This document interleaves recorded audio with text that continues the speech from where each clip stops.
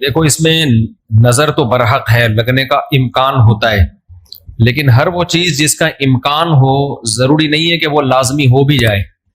امکانات کی دنیا تو بہت بڑی ہے نا، اس میں افراط اور تفریط ہے۔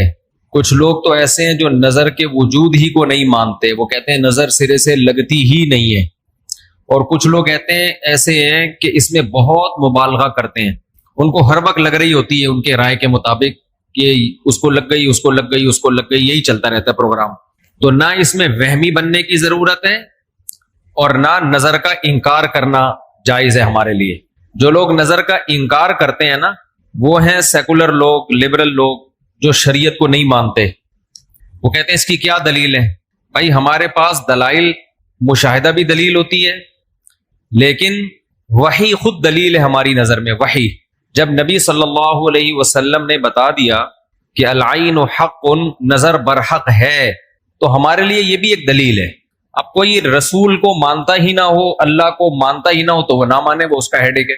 ہم کوئی سائنسدانوں کو مجبور تھوڑی کر رہے ہیں کہ آپ نظر کو مانو۔ سائنسدان جنت مانتے ہیں کہ جنت ہے؟ جواب دینا۔ سائنسدان مانتے ہیں موت کے بعد دوبارہ زندگی ہے؟ یہ سائنس کا ٹاپک ہی نہیں ہے بھائی، سائنس یہاں تک پہنچی نہیں ہے۔ تو نظر تو برحق ہے، کوئی بھی اچھی چیز ہو، کوئی بھی بہت ہو، تو اس میں چانس ہوتا ہے کہ نظر لگ جائے۔ نبی صلی اللہ علیہ وسلم نے فرمایا اگر کوئی چیز تقدیر پر غالب آ سکتی تو وہ نظر ہوتی، اور نظر اونٹ کو ہانڈی تک پہنچا دیتی ہے۔ اچھا والا اونٹ ہوتا ہے، نظر لگی گیا۔ آپ نے دیکھا ہوگا بڑے بڑے اونچے کٹے بیل لوگ لے کر آتے ہیں بقرعید کے دنوں میں، بعض دفعہ نظر لگتی ہے دھڑام سے گر جاتے ہیں، بعض دفعہ ویسے ہی گر جاتے ہیں غربت مہنگائی سے متاثر ہو کے، لیکن بعض دفعہ نظر بھی لگتی ہے۔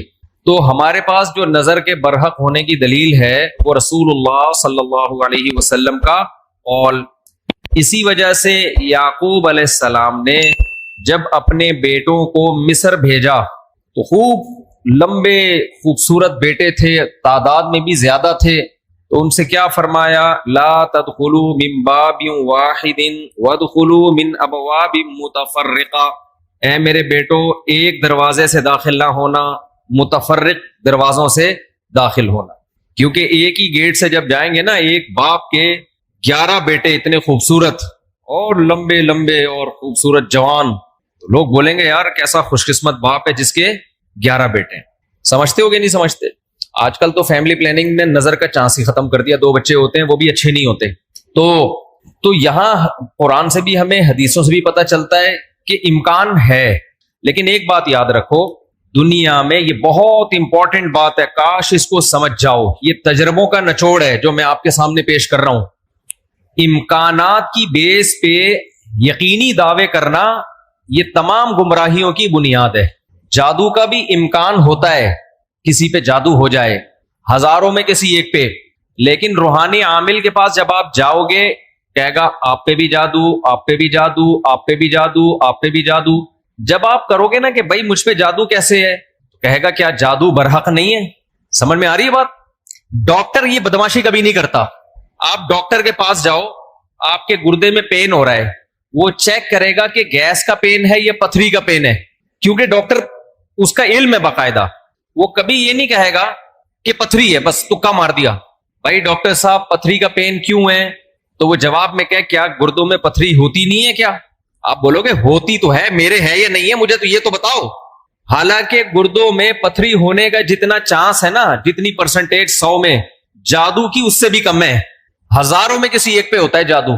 لیکن عاملوں کے پاس جب آپ جاؤ، یہاں الحمدللہ کچھ عامل ہیں جو میرے خلاف ایک فل پروپیگنڈا شروع کیا ہوا، اتنی خوشی ہوتی ہے مجھے، میں آپ کو بتا نہیں سکتا، جب عامل میرے خلاف بولتے ہیں اتنی خوشی ہوتی ہے، اور میں کہتا ہوں کمبختو تمہارے پاس جادو، چڑیل، جن، بھوت، تم میرے خلاف بولتے کیوں؟ نقصان پہنچا دو یار۔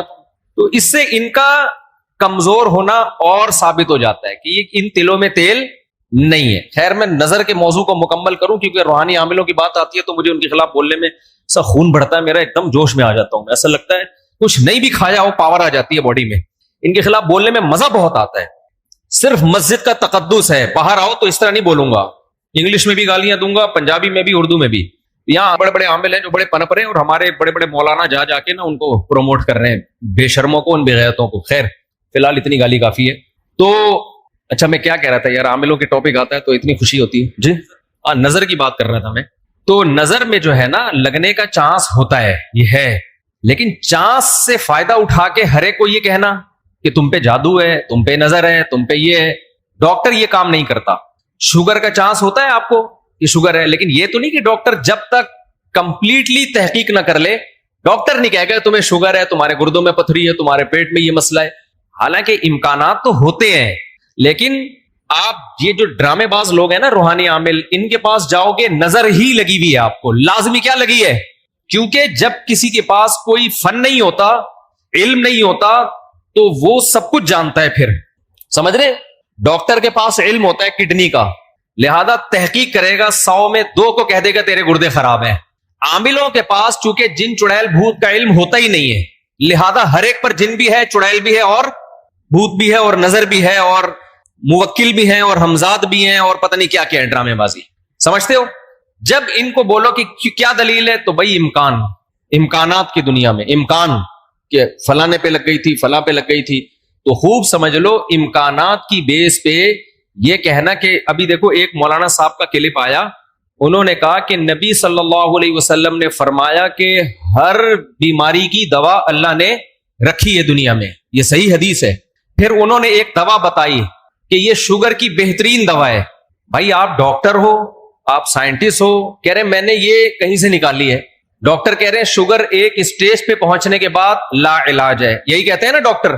بھائی شوگر ایک اسٹیج پہ پہنچ جائے تو وہ کیا ہو جاتی ہے، اب ٹھیک نہیں ہو سکتی، کنٹرول کرنی پڑے گی، لبلبا ٹھیک نہیں ہوگا آپ کا.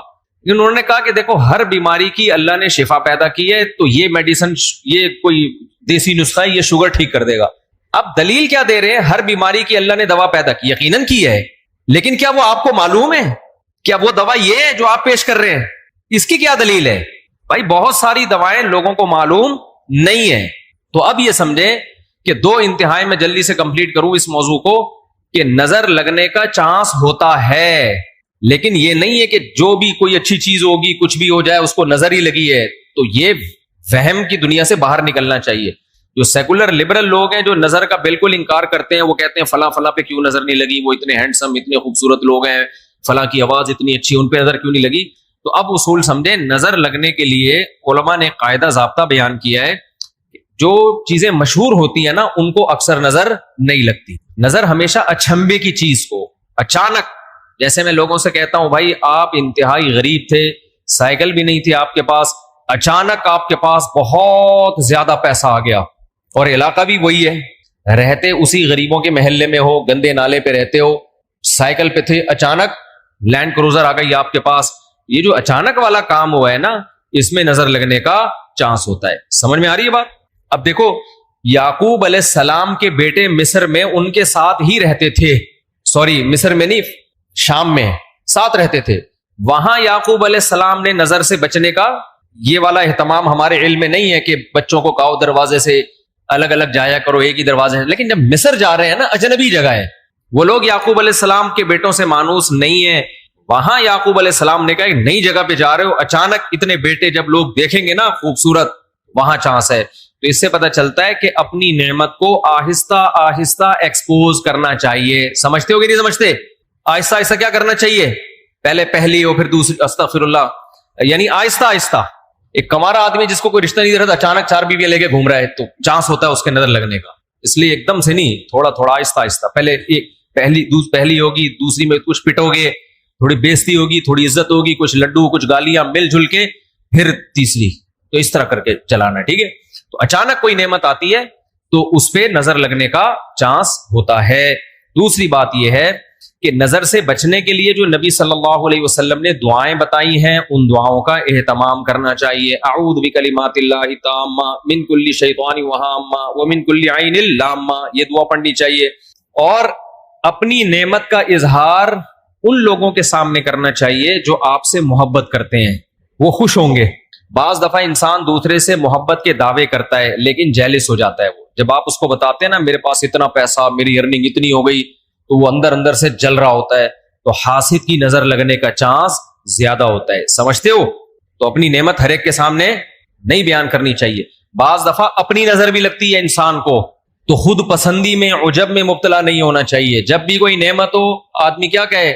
اللہ کی دین ہے بھائی، میرا کمال نہیں ہے. کس کی دین ہے یہ؟ اللہ کی دین ہے. تو ان چیزوں کے اہتمام سے نظر کا چانس کم ہو جاتا ہے. باقی عاملوں کے پاس نہ نظر کا کوئی علاج ہے سوائے مسمرزم کے. دماغ کو کنٹرول کر کے کچھ الٹی سیدھی چیزیں آپ کی کھوپڑی میں ڈال دیتے ہیں, تو اس سے آپ سمجھتے ہو کہ میں ٹھیک ہو رہا ہوں. ٹھیک نہیں ہوتے, آپ مینٹلی تھوڑا سا کیا ہو جاتے ہو, مطمئن ہو جاتے ہو. اور ان کا اپنا دماغ بھی خراب ہوتا ہے, آپ کا بھی دماغ خراب کرتے ہیں, سمجھتے ہو. اچھا, میں جب عاملوں کے خلاف بولتا ہوں, لوگ کہتے ہیں یہ 2 نمبر عاملوں کے خلاف ہے. بالکل غلط بات. میں 1 نمبر عاملوں کے خلاف, یہ ذہن میں رکھو. 2 نمبر کو تو میں لفٹ ہی نہیں کراتا.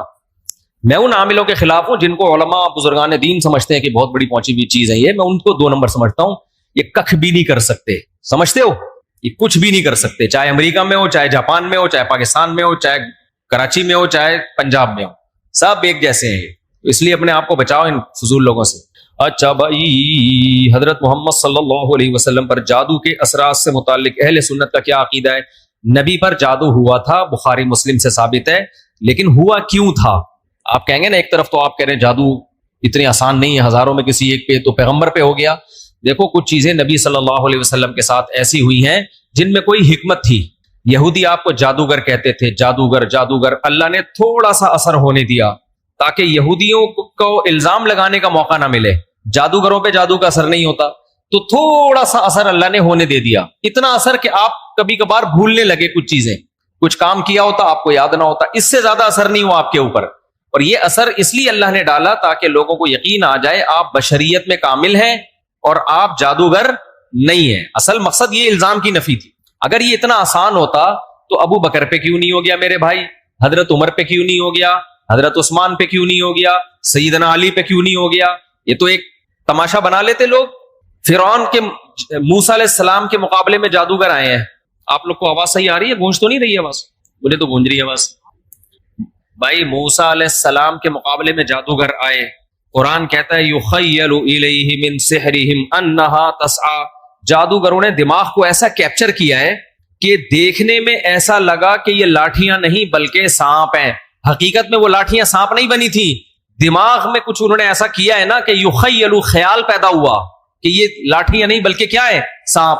دیکھو, انبیاء کے دماغ کو ایسے کیپچر نہیں کیا جا سکتا, لیکن اللہ نے یہاں ہونے دیا. موسیٰ علیہ السلام کو بھی ایسا لگا کہ یہ لاٹھیاں نہیں بلکہ کیا ہے, سانپ ہیں. اس میں حکمت تھی نا, تاکہ مقابلہ تو ہو. اب سوال پیدا ہوتا ہے, جب موسیٰ علیہ السلام مقابلہ جیت گئے, فرعون نے دھمکی دی جادوگروں کے کہ تمہارے ہاتھ پاؤں کاٹ کے میں قتل کر دوں گا, تو جادوگر وہی رسیاں دوبارہ فرعون کی طرف پھینک دیتے کہ تو قتل کر کے دکھا ہمیں. کیا خیال ہے بھائی؟ یا فرعون پہ جادو کر دیتے. ہوا جادو فرعون پہ؟ بولتے کیوں نہیں؟ مجھے تو لگ رہا ہے آپ لوگ پہ ہو گیا. نہیں ہوا نا فرعون پہ جادو. بھائی, جادوگر ہزاروں جادوگر تھے, سینکڑوں تو تھے ہی. انہوں نے سوچا کہ یار تو ہمیں دھمکی دے رہا ہے, انتر منتر کلی کل انتر ہو جا منتر چھو, یوں کرتے فرعون ٹیڑھا ہو جاتا. فرعون کی ساس کو کچھ چیزیں سکھا دیتے. کیا خیال ہے؟ جٹھانی فرعون کی زوجہ جو تھی حضرت آسیہ رضی اللہ عنہا, ان کو کہہ دیتے کہ تم اپنی ساس سے کچھ کروا دو یا جٹھانی سے, وغیرہ وغیرہ جو بھی ہے. تو ایسا نہیں ہوتا بھائی. فرعون نے دھمکی دی اور ہاتھ پاؤں کاٹ کے ان سب کو شہید کر دیا, کچھ بھی نہیں ہو سکا. ایسا نہیں ہوتا. جادوگروں کو ایک ماحول چاہیے, اسی میں وہ سب کچھ کرتے ہیں. تو یہ ہم سے زیادہ کمزور ہوتے ہیں, ان سے ڈرنے کی بالکل ضرورت نہیں ہے. دنیا میں سب سے کم اگر ڈرو نا تو عاملوں سے اور جادوگروں سے سب سے کم ڈرا کرو. جیسے کہ پولیس والے ان سے بالکل بھی نہیں ڈرتے. اکثر آپ نے دیکھا ہوگا ریڈ پڑتی ہے نا پولیس والوں کی عاملوں کے پاس, تو پولیس والے جاتے ہیں, پولیس میں جو گٹکا کھانے والا ہے نا وہ اٹھا کے لے آتا ہے عامل کو, تھانے میں بند کر دیتا ہے. عامل اس کا کچھ بھی نہیں بگاڑ سکتا. سوچو, جو عامل ایک گٹکا کھانے والے پولیس والے کے سامنے کچھ نہیں کر سکتا, وہ اس عامل کی پوری ٹیم کو اٹھا کے لاک اپ